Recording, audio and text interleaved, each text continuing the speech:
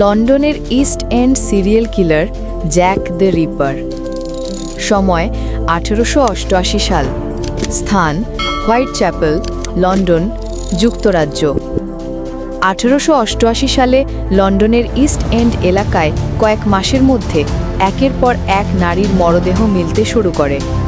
ভুক্তভোগীরা ছিলেন বেশিরভাগই দরিদ্র এবং অনেকেই যৌনকর্মী ছিলেন।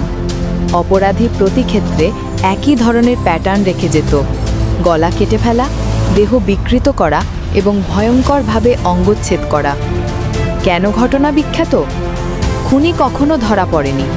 পুলিশ ও সংবাদ মাধ্যম তাকে নাম দেয় জ্যাক দ্য রিপার। তৎকালীন সময় খুনির পাঠানো বলে দাবি করা কয়েকটি চিঠি পুলিশের হাতে আসে, যেগুলোতে ভয়ঙ্কর ভাষা এবং হত্যার হুমকি ছিল। এটি ক্রিমিনাল ইনভেস্টিগেশন ইতিহাসে অন্যতম রহস্যময় মামলা, যা আজও সমাধান হয়নি। ভুক্তভোগী প্রধান 5 জন: Mary Ann Nichols, Annie Chapman, Elizabeth Stride, Catherine Eddowes, Mary Jane কেলি।